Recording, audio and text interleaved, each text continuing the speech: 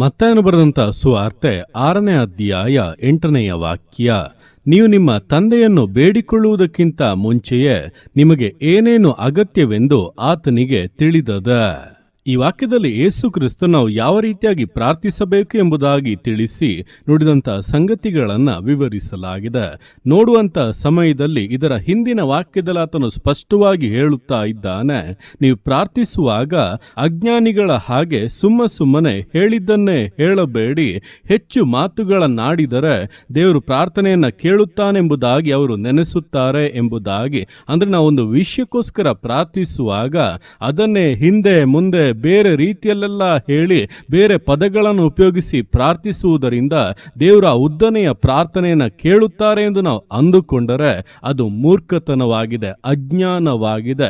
ಹಾಗಾದರೆ ಹೆಚ್ಚು ಪದಗಳ ಆಧಾರದ ಮೇಲೆ ದೇವರು ನಮ್ಮ ಪ್ರಾರ್ಥನೆಯನ್ನು ಕೇಳುವುದಿಲ್ಲ, ಉತ್ತರ ಕೊಡುವುದಿಲ್ಲ ಎಂಬುದನ್ನು ನಾವು ಸ್ಪಷ್ಟವಾಗಿ ತಿಳಿದುಕೊಳ್ಳಬೇಕು.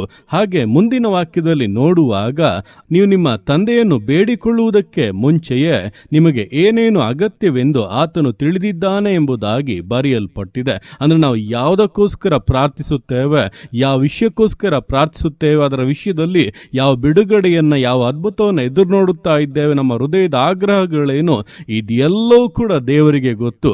ಮತ್ತ್ಯಾಕೆ ನಾವು ಪ್ರಾರ್ಥಿಸಬೇಕು ಎಂದು ಕೇಳಿದರೆ, ನಾವು ಪ್ರಾರ್ಥಿಸುವಾಗ ನಮ್ಮ ನಂಬಿಕೆಯನ್ನು ಪ್ರಕಟಪಡಿಸುತ್ತಾ ಇದ್ದೇವೆ. ಅಂದ್ರೆ ನಾವು ಪ್ರಾರ್ಥಿಸುವಂಥದ್ದೇ ನಾವು ಆ ವಿಷಯಗಳನ್ನ ದೇವರಿಂದಲೇ ಹೊಂದಿದ್ದೇವೆ ಎಂಬುದನ್ನು ನಂಬಿಕೆಯ ಮೂಲಕವಾಗಿ ಪ್ರಕಟಿಸುವುದಕ್ಕೆ.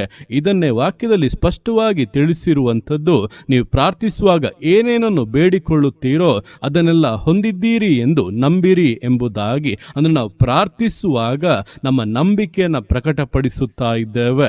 ದೇವರೇ, ಈ ವಿಷಯದಲ್ಲಿ ಅದ್ಭುತ ಮಾಡುವವನು ನೀನೇ, ಈ ವಿಷಯದಲ್ಲಿ ಈ ಕಾರ್ಯವನ್ನು ನೆರವೇರಿಸಿ ಕೊಡುವವನು ನೀನೇ, ಹೀಗೆ ವಿಷಯಗಳನ್ನು ಬದಲಾಯಿಸಿ ಕೊಡುವವನು ನೀನೇ. ಆದ್ದರಿಂದ ನಾನು ಇದನ್ನು ನಿಮಗೆ ತಿಳಿಯಪಡಿಸಿ ನಿಮಗೆ ಸ್ತುತಿ ಯಜ್ಞಗಳನ್ನು ಸಮರ್ಪಿಸಿ ನನ್ನ ನಂಬಿಕೆಯ ಮೂಲಕವಾಗಿ ನಿಮ್ಮನ್ನು ಮೆಚ್ಚಿಸುತ್ತಾ ಇದ್ದೇನೆ, ಘನಪಡಿಸುತ್ತಾ ಇದ್ದೇನೆಂಬುದಾಗಿ ದೇವರ ಮೇಲಿರುವಂತಹ ಒಂದು ಭರವಸೆಯನ್ನ ದೃಢವಾಗಿ ತೋರಿಸುವಂಥದ್ದೇ ಪ್ರಾರ್ಥನೆಯಾಗಿದೆ. ಅರಸನಾಗಿದ್ದಂಥ ದಾವೀದನ ಜೀವಿತದಲ್ಲಿ ನಾವು ಇದನ್ನು ಪದೇ ಪದೇ ಗಮನಿಸಬಹುದಾಗಿದೆ. ಅವನು ಕೀರ್ತನೆಗಳಲ್ಲಿ ದೇವರನ್ನ ಪ್ರಾರ್ಥಿಸುವಾಗ ಆರಂಭದಲ್ಲಿ ಅವನು ಯಾವ ವಿಷಯವನ್ನ ಹೇಳುತ್ತಾನೋ ಅದೇ ವಿಷಯದ ಕುರಿತಾಗಿ ಮುಂದಿನ ವಾಕ್ಯಗಳಲ್ಲಿ ದೇವರನ್ನ ಮಹಿಮೆ ಪಡಿಸಿ ಅದನ್ನ ಮುಗಿಸುವಂಥದ್ದು.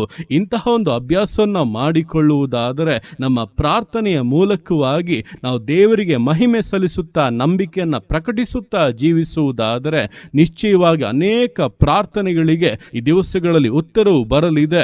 ಅದ್ಭುತಗಳನ್ನು ಕಾಣುತ್ತೀರಾ, ಮಹಿಮೆಯನ್ನು ಅನುಭವಿಸುತ್ತೀರಾ, ದೇವರು ನಿಮಗೋಸ್ಕರವೇ ಮಹತ್ ಕಾರ್ಯಗಳನ್ನು ಮಾಡುತ್ತಾರೆ. ಆದ್ದರಿಂದ ಈ ದಿವಸಗಳಲ್ಲಿ ಅಜ್ಞಾನಿಗಳ ಹಾಗೆ ಪದಗಳನ್ನು ಹೆಚ್ಚಿಸಿಕೊಂಡು ಪ್ರಾರ್ಥಿಸುವುದರಿಂದ ಯಾವುದೇ ಪ್ರತಿಫಲ ಸಿಕ್ಕುವುದಿಲ್ಲ. ಆದರೆ ನಂಬಿಕೆಯನ್ನು ಹೆಚ್ಚಿಸಿಕೊಂಡು ನಂಬಿಕೆಯನ್ನು ಇನ್ನೂ ಕೂಡ ದೃಢಪಡಿಸಿಕೊಂಡು ಅದನ್ನು ಪ್ರಕಟಿಸುವಂಥ ಪ್ರಾರ್ಥನೆಯನ್ನು ಮಾಡುವುದಾದರೆ ನಿಶ್ಚಯವಂತ ಮೇಲುಗಳನ್ನು, ಆಶೀರ್ವಾದಗಳನ್ನು ಹೊಂದುತ್ತೇವೆ ಎಂಬುದನ್ನು ತಿಳಿದವರಾಗಿ ಪ್ರಾರ್ಥನೆಯ ಶೈಲಿಯನ್ನು ಬದಲಾಯಿಸಿಕೊಂಡು ನಂಬಿಕೆಯಿಂದ, ದೃಢತೆಯಿಂದ, ಸಮರ್ಪಣೆಯಿಂದ ವಿಶ್ವಾಸ ಜೀವಿತಗಳನ್ನು ಮುನ್ನಡೆಸೋಣ. ದೇವರ ಕರಗಳಲ್ಲಿ ಸಮರ್ಪಿಸಿ ಪ್ರಾರ್ಥಿಸೋಣ. ಯೇಸುವೆ, ಸ್ತೋತ್ರ ರಾಜ, ಕೊಟ್ಟಂಥ ಈ ದಿವಸಕ್ಕೋಸ್ಕರ ಸ್ತೋತ್ರ ಕರ್ತನೆ. ಈ ದಿವಸ ನಿನ್ನ ಕರಗಳಲ್ಲಿ ಸಮರ್ಪಿಸ್ತೇನೆ. ಪ್ರತಿಯೊಂದು ಜೀವಿತಗಳನ್ನು ನೀನು ಆಳ್ವಿಕೆ ಮಾಡು, ಬಲಪಡಿಸು ಕರ್ತನೆ.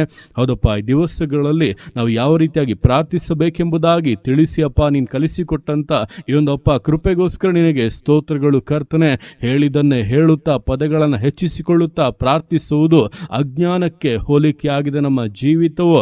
ಆ ರೀತಿಯಾಗಿರದೆ ಕರ್ತನೆ, ನಾವು ಬೇಡಿಕೊಳ್ಳುವಂಥ ವಿಷಯಗಳು ನಿನಗಾಗಲೇ ತಿಳಿದಿದೆ ಎಂಬುದನ್ನು ತಿಳಿದು ನಮ್ಮ ನಂಬಿಕೆಯನ್ನು ಪ್ರಕಟಿಸುತ್ತಾಪ ಪ್ರಾರ್ಥಿಸುವುದಕ್ಕೆ, ನಿನ್ನ ಮೇಲಿರುವಂತಹ ಭರವಸೆಯನ್ನಪ್ಪ ನುಡಿಯುತ್ತಾ ಪ್ರಾರ್ಥಿಸುವುದಕ್ಕೆ ಪ್ರತಿಯೊಬ್ಬರಿಗೂ ಸಹಾಯ ಮಾಡು.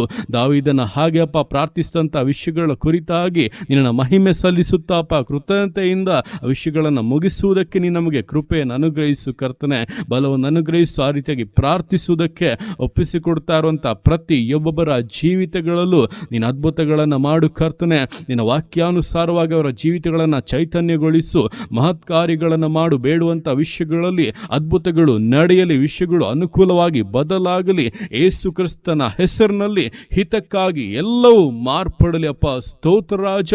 ಜಯವನ್ನು ಅನುಗ್ರಹಿಸು ಕರ್ತನೆ, ಆರೋಗ್ಯವನ್ನು ಅನುಗ್ರಹಿಸು ಕರ್ತನೆ, ಮೇಲುಗಳನ್ನು ಉಂಟು ಮಾಡು. ಗರ್ಭಫಲವನ್ನು ಕೊಟ್ಟು ಕುಟುಂಬವಾಗಿ ಪರಿಪೂರ್ಣತೆಯಲ್ಲಿ ನೆಲೆಗೊಳಿಸಿ ಆಶೀರ್ವದಿಸಬೇಕೆಂದು ಪ್ರಾರ್ಥಿಸ್ತೇನೆ. ನೀನು ಅರ್ಥಿಗೆ ಮಾಡುವಂಥ ನಿನ್ನ ಪ್ರೀತಿಗೋಸ್ಕರ, ಕೃಪೆಗೋಸ್ಕರ ಅಪ್ಪ ನಿನಗೆ ಸ್ತೋತ್ರಗಳು. ಪ್ರತಿಯೊಂದು ಜೀವಿತಗಳನ್ನು ಅಪ್ಪ ನಿನ್ನ ಕರಗಳಲ್ಲಿ ಸಮರ್ಪಿಸ್ತಾ ಇದ್ದಾನೆ.